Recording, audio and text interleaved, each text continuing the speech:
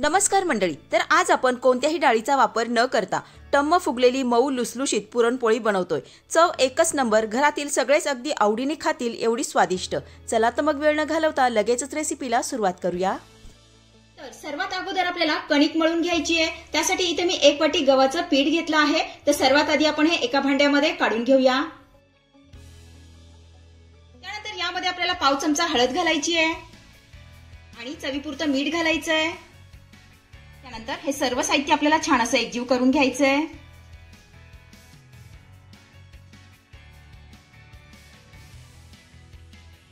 तर इथे आपलं सर्व साहित्य छान असं एकजीव करून झालेलं आहे. आता यामध्ये आपल्याला थोडंसं पाणी घालायचं आहे आणि याचा मऊसूत गोळा मळून घ्यायचा आहे. छान मिक्स करून घेऊया.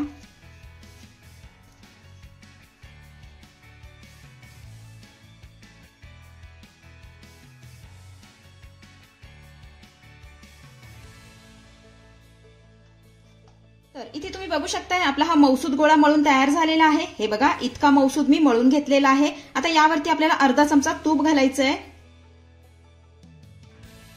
त्यानंतर हे तूप सुद्धा आपल्याला छान असं मिक्स करून घ्यायचं आहे. हे बघा, अशा पद्धतीने.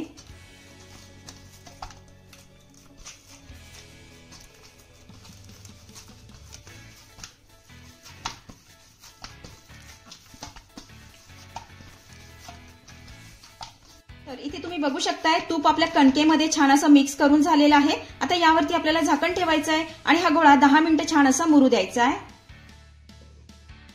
आपलं हे पीठ छान असं मुरतंय तोपर्यंत आपण पुरण तयार करून घेऊया.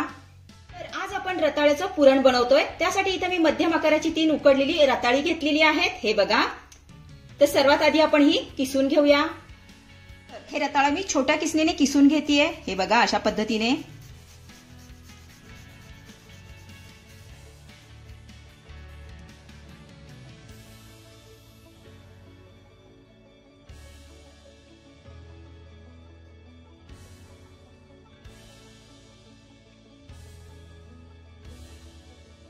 तर इथे तुम्ही बघू शकताय आपली ही रताळी छान अशी बारीक किसून झालेली आहे. आपण आता ही थोड्या वेळासाठी बाजूला ठेवूया.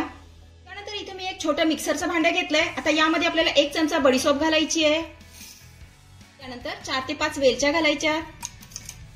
त्यानंतर अर्धा इंच सुंठ मी खलबत्त्यामध्ये अशी ठेचून घेतली आहे, यामध्ये घालूया. त्यानंतर 1 ते 1.5 चमचा साखर यामध्ये घालायची आहे. त्यानंतर याला झाकण लावायचं आहे आणि मिक्सरवरती याची बारीक अशी पावडर करून घ्यायची आहे. तर इथे तुम्ही बघू शकताय आपल्या सर्व साहित्याची मस्त अशी बारीक पावडर तयार झालेली आहे. आपण आता ही देखील थोड्या वेळासाठी बाजूला ठेवूया. त्यानंतर गॅसवरती मी पॅन ठेवला आहे. आता यामध्ये आपल्याला 1 चमचा तूप घालायचं आहे.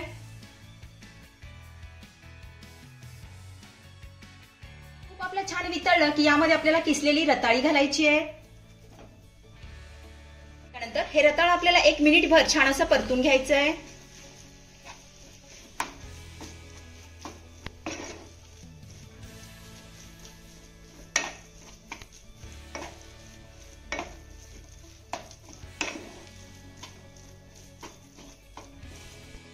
एक मिनिट झालेलं आहे आणि तुम्ही बघू शकताय आपलं हे रताळ तुपामध्ये छान असं परतून झालेलं आहे. आता यामध्ये आपल्याला गुळ घालायचा आहे. तर इथे मी पाव वाटी बारीक चिरलेला गुळ यामध्ये घालतीये. तर गोडाचं प्रमाण हे तुम्ही तुमच्या आवश्यकतेनुसार कमी किंवा जास्त करू शकता. आता रताळी किती गोड आहेत त्यानुसार आपल्याला यामध्ये गोड घालायचं आहे. त्यानंतर हा गुळ आपल्याला यामध्ये छान असा मिक्स करून घ्यायचा आहे.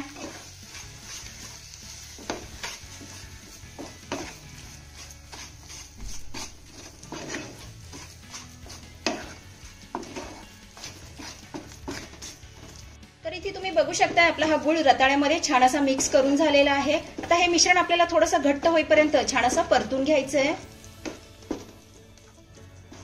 तर इथे तुम्ही बघू शकता आपलं हे मिश्रण घट्ट व्हायला सुरुवात झालेली आहे. आता यामध्ये आपल्याला वेलची, बडीशेप आणि सुंठ त्याची पूड करून घेतली होती, यामध्ये घालूया.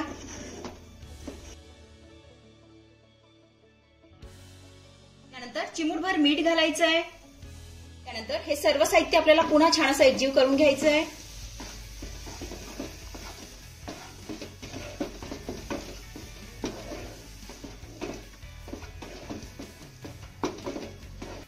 तर इथे तुम्ही बघू शकता आपलं सर्व साहित्य छान असं मिक्स करून झालेलं आहे. आपलं हे पुरण बनवून तयार झालेलं आहे. आपण आता हे ताटामध्ये काढून घेऊया, म्हणजे हे पुरण छान असं थंड होईल.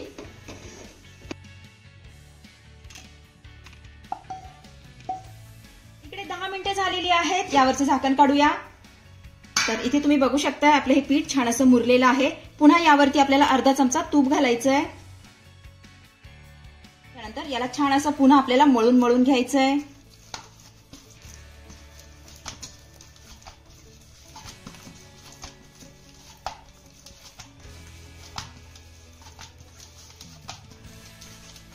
तर इथे तुम्ही बघू शकता आपलं हे पीठ मळून छान असं मऊ लुसलुशीत झालेलं आहे. हे बघा. आता यामधला आपल्याला एक छोटासा गोळा काढून घ्यायचा आहे. चपातीपेक्षा थोडा छोटाच गोळा काढायचा आहे. हे बघा अशा पद्धतीने. आणि याला हातावर असा गोल करून घ्यायचा आहे.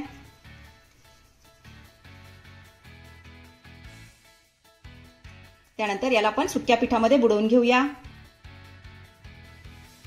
सुक्या पिठामध्ये बुडवून झाल्यानंतर याची आपल्याला अशी पारी तयार करून घ्यायची आहे. हे बघा अशा पद्धतीने.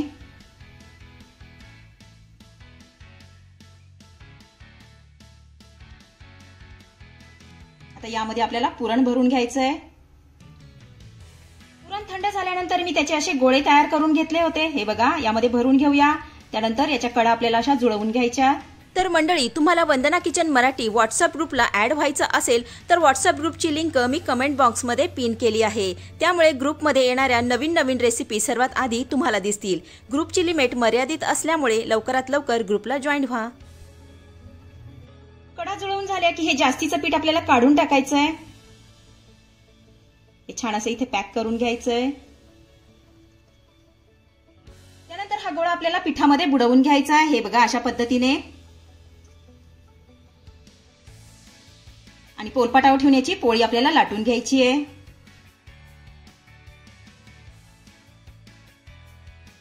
पोळी लाटताना अगदी हलक्या हाताने पोळी आपल्याला लाटून घ्यायची आहे.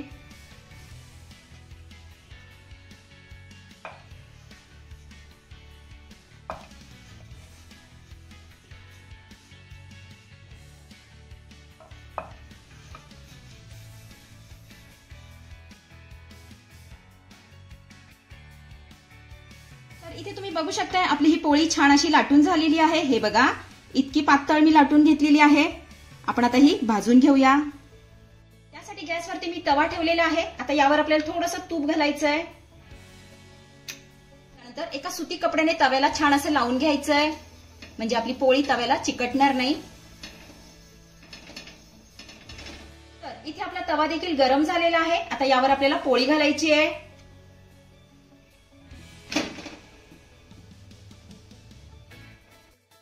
तव्यामध्ये घातल्यानंतर गॅसची फ्लेम आपल्याला लो टू मीडियमच ठेवायची आहे. आणि यावरतीच आपल्याला ही पोळी छान अशी भाजून घ्यायची आहे. आपण आता ही पलटी करून घेऊया.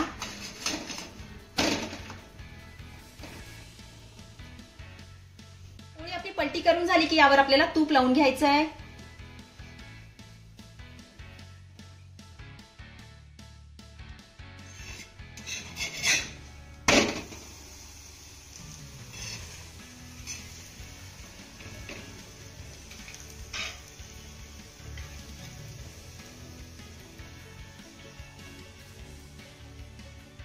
तर इथे तुम्ही बघू शकता आपली ही पोळी मस्त अशी टमटमीत फुगलेली आहे. आता या बाजूने देखील आपल्याला तूप लावून घ्यायचं आहे.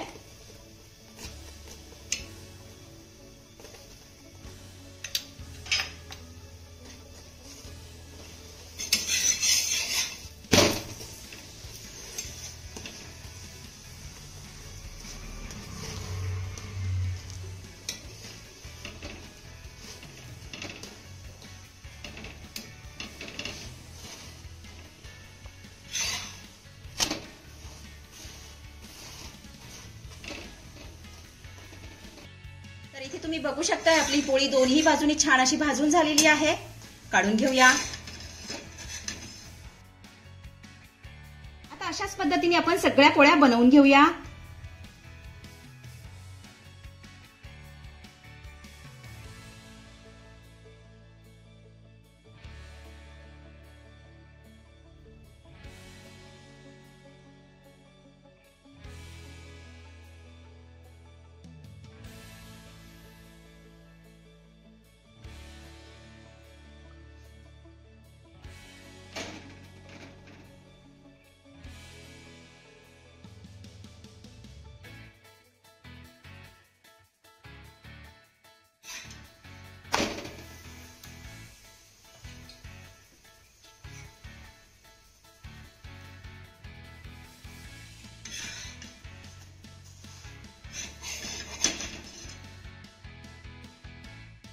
इथे तुम्ही बघू शकताय आपल्या रताळ्याच्या सगळ्या पुरणपोळ्या बनवून तयार झालेल्या आहेत। यामधली एकही पोळी फुटलेली नाहीये। मी तुम्हाला पोळी फोडूनही दाखवतेय, हे बघा।